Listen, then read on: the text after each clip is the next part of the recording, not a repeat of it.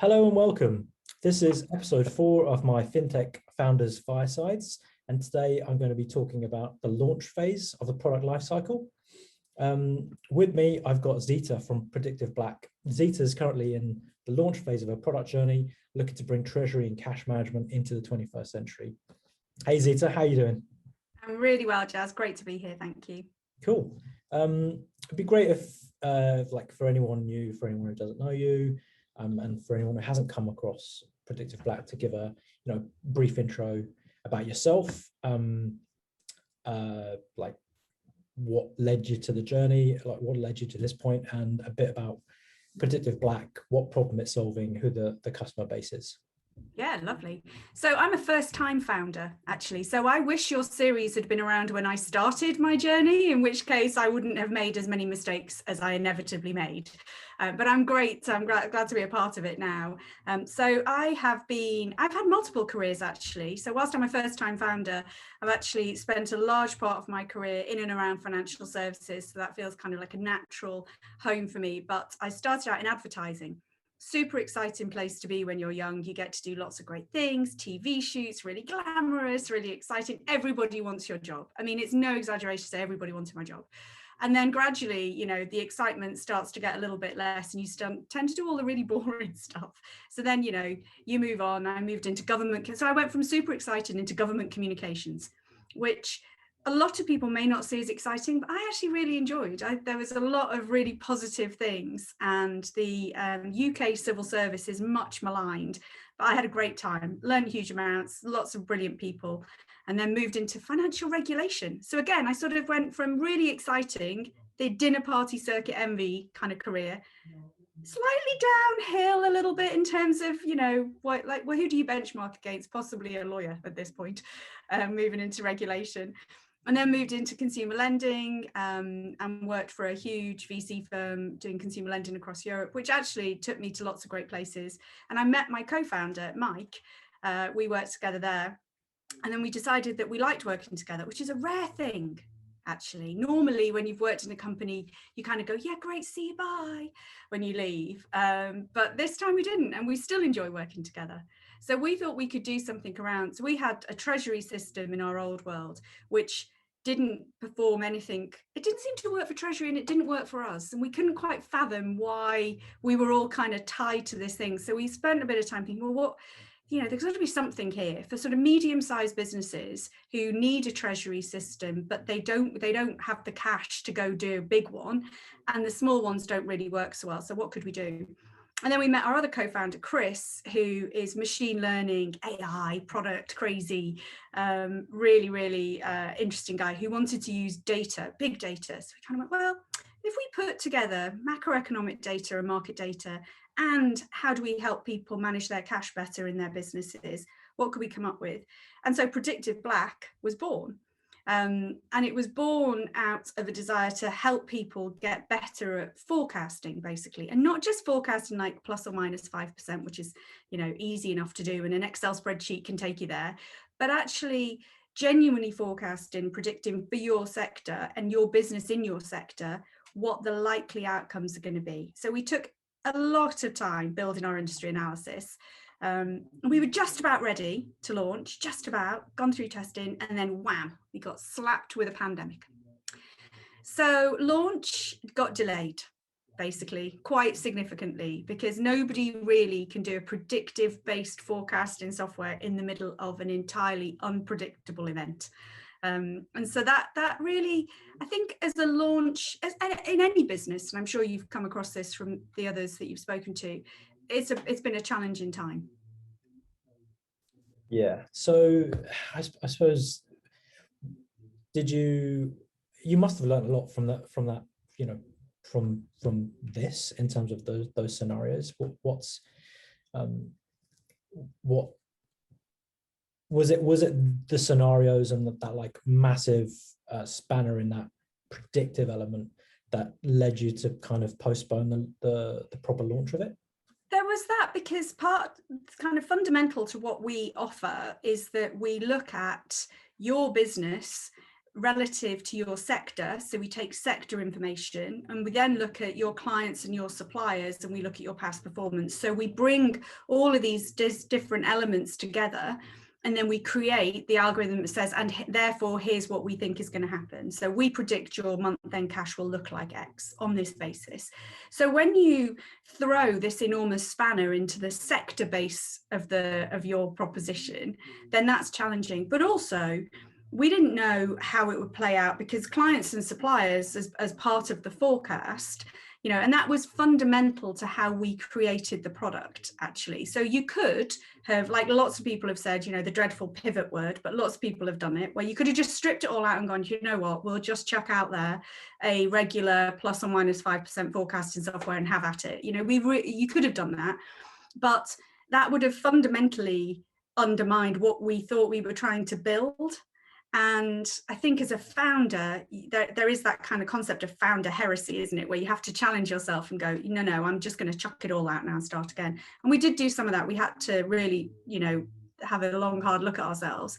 But actually, if you can survive something like this and you can work through it and kind of really press ahead with some resilience and backbone to say, you know what, we're going to take this learning opportunity, and if we can come through it, and then the service will be even stronger, because we will have had all of this learning, and we'll be able to say, and even in the event of something catastrophic, we think we can do X and Y, then we'll probably be in a better place for it.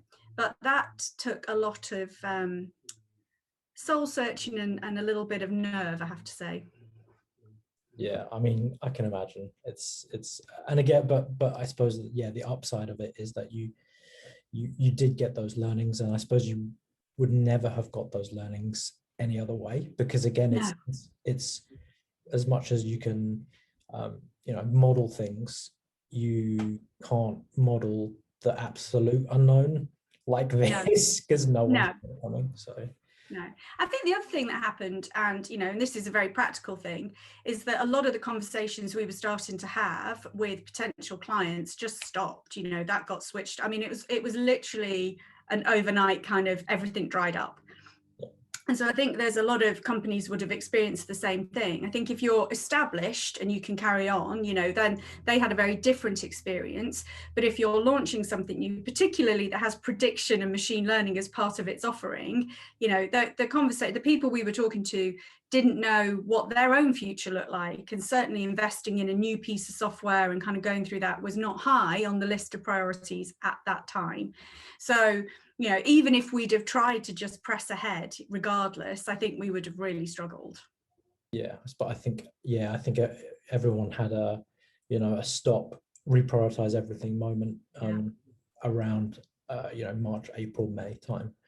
So it's good to hear that you're back on track. And before we get into a bit more details of those, the specifics of launch and what the strategy is, be good to hear, what have you obviously been through the discovery, the design, and the build phases. What have been any of those big challenges or learnings from your perspective? Because I guess you're a first-time founder, so it's a lot of this is new to you. So either the discovery, the design, or the build, what are those challenges? And I think taking that in reverse order, the build is always going to be longer than anybody tells you.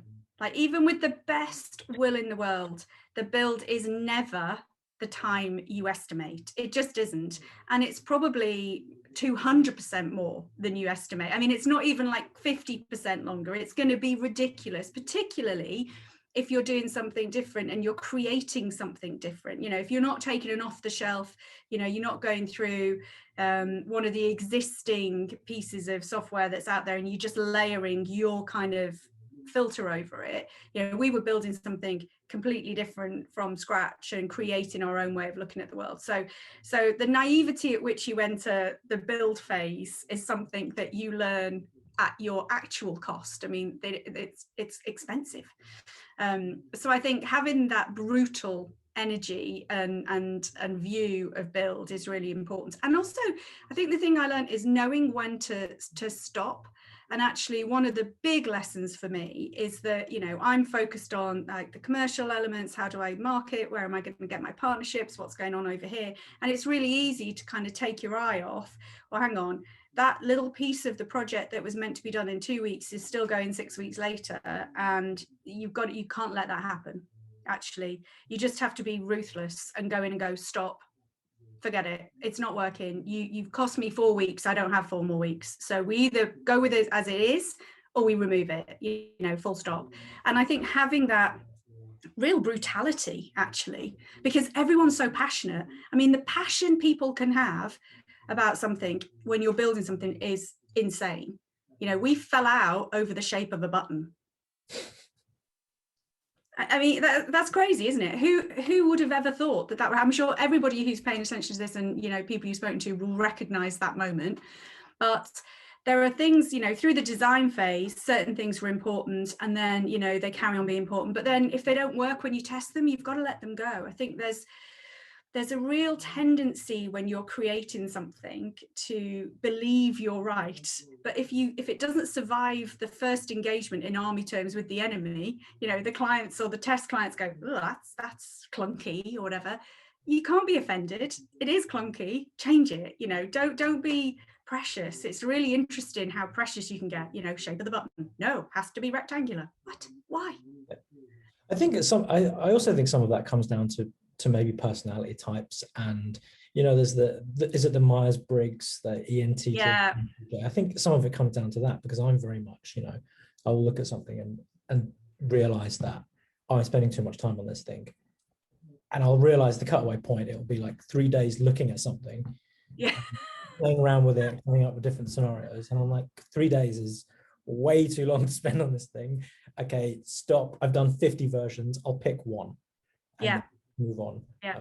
I think a lot. So I have a and I've done this forever. I have an hourly rate mindset, right? So when you start out in a business which bills, then you have a billable rate mindset, and that never leaves you, because that's kind of been drilled into you. Your day rate, your hourly rate, whatever.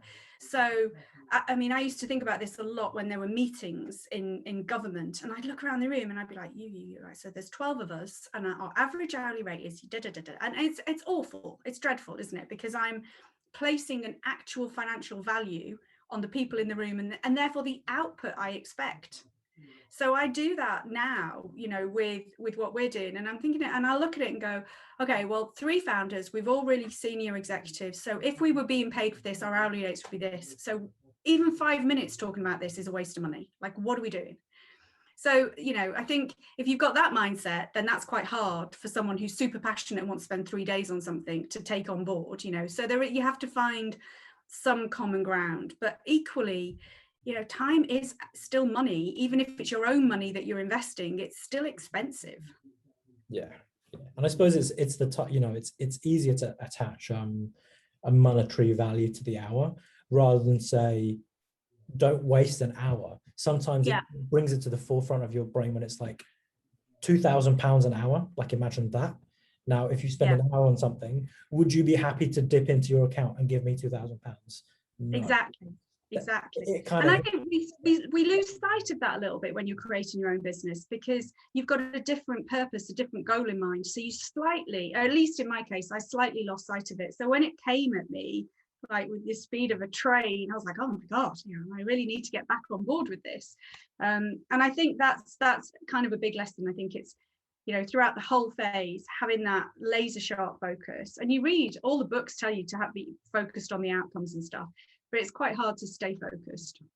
Yeah, especially when you're in it, right? So when you're looking from outside looking in, it's, you look at it and you're like, well, come on, that's why are you prioritizing that? Why are you prioritizing that? But when you're in it, it's like, you've got this, haze where you're like, I want to do everything. I want to get all of this stuff done. And you just not, it's not feasible unless you have all of the time and all of the money. Little things become life and death, and you just kind of think, you look back, I look back and I'm like, why did we argue about whatever that was? I mean, like, literally nobody cares. Nobody's mentioned it since. It's just, just the tension that you get when you're creating something. Yeah. And then, and what about the very first bit where discovery, or even pre-discovery, where you came up, you obviously mentioned you came up with the idea, and what did you do after that, where you were like, this is a problem, was there anything from that discovery phase that you were? Yeah, so we did a lot of desk research. I mean, that is the great thing about kind of deciding to invest your own money. You really want to make sure you're investing it wisely. So we spent quite a long time. So whilst Chris was kind of thinking, well, what sort of data sources might we use? And he was kind of trying to piece together in his mind what the industry analysis side would look like. Myself and Mike were kind of going, is there really a market for this? Like, is anyone else doing it? So we could do things in parallel because, you know, we were all investing time at that point rather than hard cash. So we spent quite a lot of time looking basically across the globe at whether this was happening and how was it happening. And there's lots of data providers out there. There's lots of people you can buy a report on a market from and all that kind of stuff. But there was nothing we found which actually tried to combine it all and connected it to your financials. And then, you know, we benefited from open banking in the UK. So we're like, okay, so that's brilliant. And open accounting comes along, so that's brilliant. So we can, you know, we can make this as easy as possible for clients. There's no manual data and all that. So it started to get, you know, you can validate your data points. I think the interesting thing is that you have to start challenging your own assumptions, because you do get quite far down that kind of phase and kind of go, wow, somebody must be doing it because we're so clever. We can't be this clever, you know, and you do kind of make yourself go, you know, has it not been done for a reason? Actually, you know, flip that argument round on itself. So no, we did a lot of market validation, I think would be the kind of the critical point. Yeah, I mean, there's also the flip side of that, where some people will be, you know, they'll have an idea, they'll do some market validation. That market validation will be very biased towards it being, oh, it's definitely valuable, like everyone needs this, everyone should have it, rather than looking at, okay, why hasn't it been done, or, you know, what are those forces that, or the frictions that have stopped it from being done so far. And I suppose one of those frictions that have been, again, you mentioned it, one of those frictions that have been not fully removed but reduced is that open banking element, being able to easily connect your account, whereas I suppose widespread that would be quite difficult 5-10 years ago, where you'd have to totally. But also things like, so we're in the Microsoft for Startups program, which has been brilliant. And, you know, if you think about the power of the compute that you've got available to you now, even 3 or 4 years ago, if we'd have been trying to process the amount of data we're trying to process on a daily basis, it would have cost a fortune. Well, there's no way, it would have been uneconomic. So I think that friction, as you describe, is really interesting, because actually market entry costs to do what we're doing would have made it uneconomic. We couldn't have priced the solution to make it viable for the target audience. You'd end up having to build it for a big enterprise, but they're actually reasonably well served anyway. So then you go right back and go, market validation, is there really the market there? Can you really access it? And you're doing so, you know, so you'd have to really rethink everything if you didn't have all of these factors lining up to say, yes, it's okay, there is a viable product here, there is a market, and you can make it work at a reasonable cost. You know, those things are, that's all changed in the last few years. Cool. And so let's get deep into that launch part now. So this is, this is launch 2.0 for you, right? What were those key things that I suppose you were working on, you know, last year, and then what are the things that you're now doing in either in preparation or like in earnest to launch? And I suppose the other thing is, this is a B2B proposition. This is a B2B product. So what's, launch for B2C is drop it on the App Store, or you formally launch and you update something on your site, and it goes from version 0.1 to version 1. What's a launch for an B2B proposition as well? What does that look like? So it's quite a different thing in a sense, because your audience, whilst they're still people, they're looking in different places for their software. So, so free to use platforms such as LinkedIn are great, because, you can get out there and you can do all your lead gen and all that sort of stuff and kind of start getting people warmed up to what you do. So we spent quite a lot of time building our follower base, for example, on LinkedIn, which is one of those things that you talk to some people and they're like, yeah, there's no point to that. And other people are like, oh my God, you need to build your your followers? And I don't know, actually, is the answer. But we spent a bit of time investing in building content and how, building those sorts of places where we're seen, actually, because one of the things in the B2B journey is that the buyer, whether it's the CFO or the CTO, they're looking for reassurance that you're in the places they expect to see you. So if we are listed on Treasury Management International's Innovation Lab, for example, which is brilliant for us, that's exactly the right place for us to be.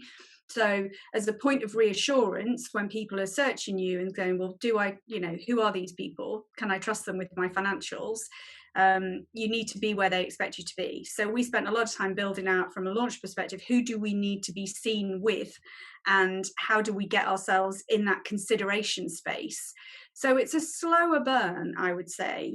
I think one of the things I've learned from launch is that it's not kind of instant. It's not a consumer, yes, it's 50 quid or, less, 5 quid, and I'll just test it.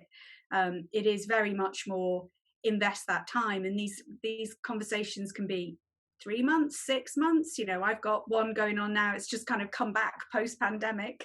So it's almost like, longer than 12 months. And, hopefully that'll now convert.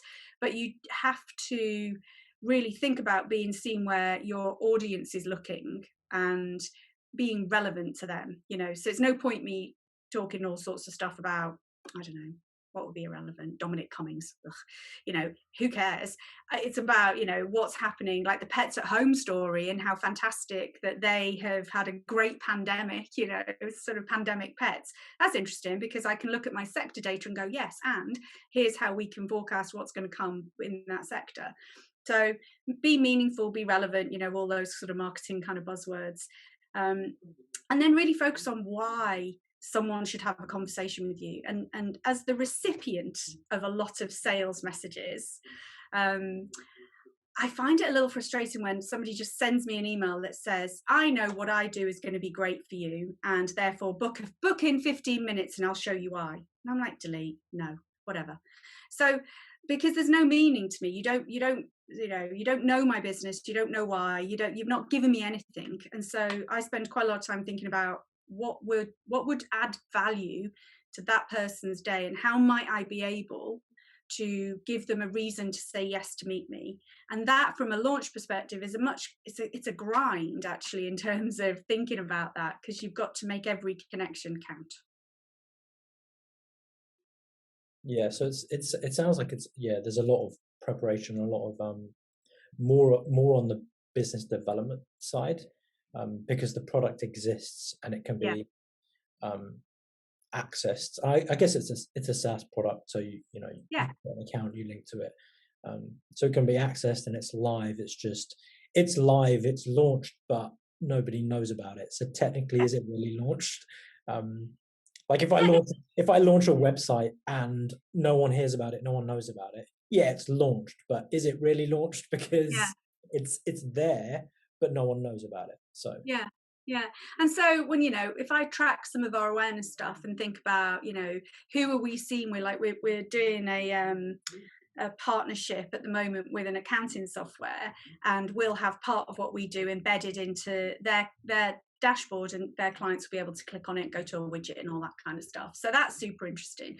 So you suddenly, as part of the kind of launch and go to market phase, you go, yes, tick, that's a really good partnership. And therefore, however many customers they've got, into the tens of thousands, will actually then know us. Therefore, yes, the leaf fell in the forest and I heard it, it happened, it feels more like that. I think you just have to not get too precious about it. You just have to go, you know what, if I'm still technically launching in a few months' time because I'm building that awareness, that's okay.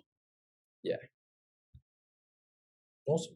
And just on the as part of that launch, did you have a launch strategy along with side by side with the marketing strategy? Was that part? Yeah, we did. And I think sometimes you can get a little bit carried away with writing a plan.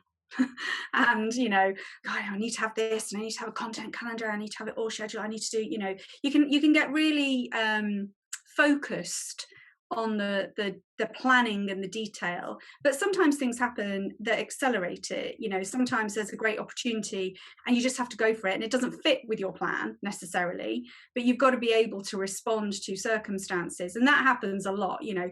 So particularly when you've got sector-based analysis and something happens in a sector, Marks and Spencer's announcing closures of stores, what does that mean for towns where they are, and what will that do to local economies and businesses in the economies? That's not on my calendar, but we will have some thoughts about, so what does that mean in terms of retail winners and losers? So I think you just have to get your plan, but then don't be so wedded to the plan that it stops you being creative and thinking and opportunistic, actually. Take those opportunities, carpe diem type stuff, and get out there when there's something relevant that you should be hooking up to. So a bit like build in some wiggle room. Yeah, I love a bit of wiggle room.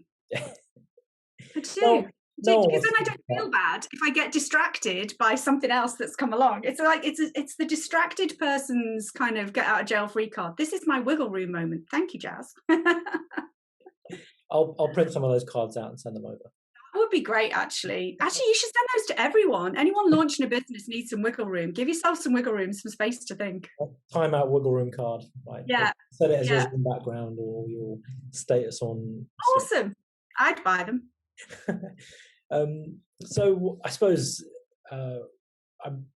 what's been the biggest challenge of the launch, but I guess pandemic aside, what's been the biggest challenge of this bit of work? Is it even the marketing strategy? I think it's how do you get, to your point, that sort of scale of awareness of what you're doing to the right people. So, and if you don't have an enormous marketing budget, so we had a tiny marketing budget. So a lot of what we're doing is we're trying to think about how do we get out there through free channels, and that's a slower burn. You just have to accept that. So I think if you don't have a chunky marketing budget, then your challenge is very different than if you've taken investment or you've got even 100k to spend. Your challenge is different again. So I think it is very much one of those kind of horses for courses type things. It's not as simple as the challenge is universally X. I think the challenge is always going to be slightly different, but for me it's very much getting myself in front of the right people in the right way. So you're at the start of their consideration journey, and being there at the start of that consideration journey, because once they're kind of in the process, it's kind of too late. Yeah. So do you just from a mindset point of view, do you consider it more of, planting loads of seeds rather than going after clients and being like, damn it, I didn't get that client, and that's it. We describe it, actually, planting seeds is much friendlier than what we described it as. So my co-founder Mike has got Greek heritage, so he described it as a Greek wedding where all the plates are kind of being flung around and stuff. And then he's like, but if they all come crashing down on us at the same time, we're toast, right? Because we're literally kind of, plates everywhere, having a great time. Because it's great. All those early conversations are fabulous. Meeting all these new people, telling them about what you do and how it can help them. They're fantastic. What a great opportunity to go. It's like showing off your newborn kid. Like, isn't it pretty? It's the nicest thing in the world to be able to do. But if they all kind of land at the same time, then that's going to be challenging. Yeah. So I suppose conversely, what's been the thing that you've enjoyed the most? Is it the validation of getting clients? Is it just being able to say, okay, it's there, now I can concentrate on other things? Or is it like a weight off your shoulders? Is it what's that thing that you're like, yes, it's done? There is a bit of the validation piece, actually. I hadn't thought of it that way, but there is a bit of the validation piece when you show it to someone, they go, oh, wow, that's fantastic. You're like, yes, thank you. I think the thing that I've enjoyed the most is, so we talk to a lot of people that we might partner with, either to embed what we do in their offering or, do something from an internal basis for them. So, and those conversations are really fascinating because you're transported into a different business challenge. So we know the problem we solve for our kind of target market is that we can bring treasury management solutions tied to a market sector to give you better predictability of your cash. Done. So I know that, and that's kind of set. So when I'm having those conversations, there's an established track on which they travel. The other conversations when you're talking to a third party whose business you don't really know are fascinating, because you're learning about their business challenges, and suddenly your mindset shifted again. And then the creative juices flow about, well, what could we do that would help? And it's a different way of looking at what we've created. So I think, there is a little bit of, you get excited by the shiny new stuff, and I'm slightly conscious of that. It's like I've still got to focus on the established track, but I do love those discovery discussions with people and figuring out, well, could we help them? Are we in a good place to support their journey, and what might that look like for them? So that's exciting. Nice. Oh, that sounds great. It's like discovering those new opportunities that you never even, you never really thought they existed, because someone else is working on a really niche problem. And somebody says to you, we talk to investors and stuff, and they'll say, oh, well, actually, your product with a little bit of this could go and target these people. And you go, oh, okay. Didn't think of that. And you either think in those moments, God, I must be an idiot, I didn't think of that, or you think, wow, that's brilliant, something else to add to my list, but and I think I would always encourage the latter rather than the former. But it's great when other people come up with different ways of looking at what you've created as well, because that again, A, it's part of validation, but B, it kind of helps you on your product journey and the sort of the iterative journey of building a business, because just maybe what they've suggested, even though it wasn't kind of in your head, would be a better route for you at that point in time. So being open-minded to those sorts of things is really important. Yeah, and I suppose it's interesting because you go through that journey, the discovery, design, build, and launch, and then you have these conversations, and then do you look back on it and go, okay, well, I can do discovery, design, build again, but on like a smaller scale, like certain part of the product, and does that excite you as well? Is it that like, I've been through the journey, I've learned so much, and now if I do this again, like we'd sail through it and we'd be way more efficient? I think so. I think you absolutely do, because you're constantly, I think anybody who sets up a business has got that sort of insatiable thirst for improvement, because you didn't go into it just to kind of do the same as everyone else. You went into it to do something better than that was being done. So if you've got that kind of, insatiable thirst, then you're always looking kind of, so I look at our product and kind of go, right, okay, well, next time we're going to go and we're going to do this, and maybe that will go smoother, or that won't, break as frequently, because we break stuff all the time testing it. That's part of the joy of building a software. So yeah, absolutely. And the next phase, we're going through this phase of considering what will look like embedded white label version into someone else's product. I mean, that's insanely exciting to me, because we're like, wow, okay, anything we didn't like first round, we can do differently. Yes, okay, brilliant. And they're all fantastic moments. It's really joyous. I can see it on your face. It's part of it. It looks like it's part of the journey that you're really loving right now, which is great to see. Actually, really am. Of course, if all the plates crash and I don't catch any of them, and then I'm like, oh, Jazz, it's like awful, I'm going to go back again, I'm going to go watch the whole sequence and do something else, then I won't look quite as chirpy. But you'll know what to do next time. You'll hire more people, or you spin less plates. Yeah, exactly. Indestructible plates. Yeah, exactly. Paper plates. Just throw some paper plates out there. So, I mean, just closing out, if you were giving anyone, like if there's a founder who's just entering this part of their journey, they've built their product and they're thinking about launch, is there any advice that you'd be able to give? Obviously, a bit slightly more generic. What bit of advice would you give, and why would it be that? I think if you're the face of the organization, so I'm the face of our organization, then be unafraid to do that job really, really well. If you're out there selling your company and you want people to buy the service, part and parcel of that is you as the founder, and people are interested. And actually, I think don't shy away from it. It's one of those things that people either really enjoy, so my co-founder Mike is just like, never, you're never going to see me ever, thanks.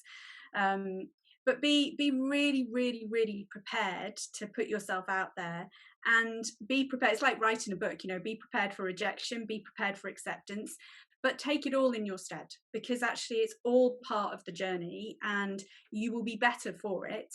And push yourself out of your comfort zone and you'll find you did it really well and you'll be better for it again. And so if you do what I do and you have to kind of do all this kind of webinars and all that kind of stuff, just go for it. Awesome.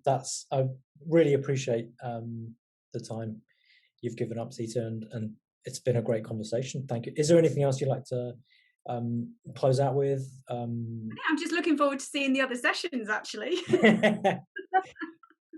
They'll be up soon.